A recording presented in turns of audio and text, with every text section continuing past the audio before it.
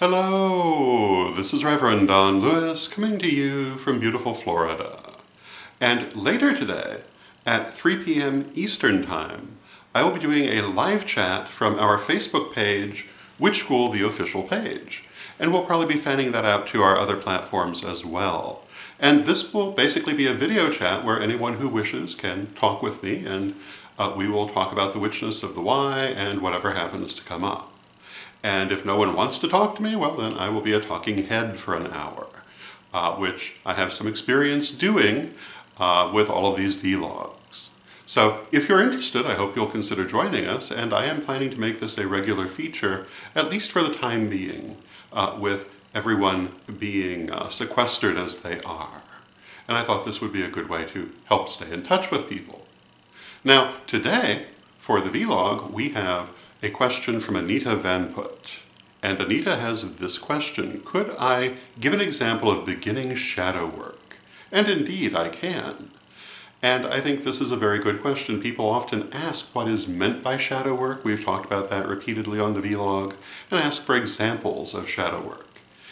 And I do have a particular one I would recommend to start with, and it's the same one I recommended more than 20 years ago when I started writing the standardized teaching materials for the Correllian tradition, which became the basis for Witch School.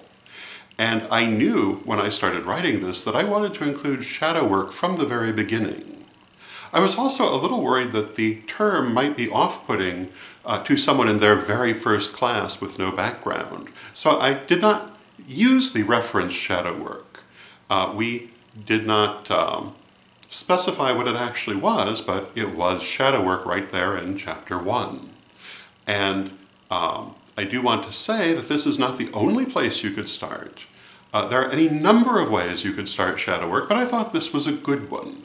And in chapter 1, in the Spell of the Month section, which is now simply the Spell section, we included a healing ritual bath. And of course, not all ritual baths are shadow work. Ritual baths can be used for a wide range of things. This one just happened to be focused on shadow work. And when I wrote this spell section for the lessons, I did not want to just give people a particular spell and be done with it. I wanted each lesson to introduce people to a technique of doing spell work that could be used in many, many ways. Ritual baths are one of these. In this case, it was a bath for personal healing, and rather than tell you all the nitty-gritty details, I'm going to include the link to the video version of this spell in the description section. And if you click on that, you can see the whole thing for yourself, and I think I'm going to use the 2005 version. It has an interesting animation that I was quite pleased with, but as you know, we later redid the lessons about 5 years later. And that time the spell was done in live action. But the instructions will be in that video if you'd like to try it.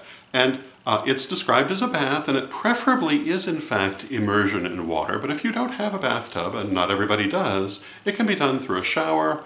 I'm sure there are other ways that could be found to do it. The importance is using the water for cleansing and healing, and the herbs for imparting their special energy to it, along with the visualization and the self-blessing ritual.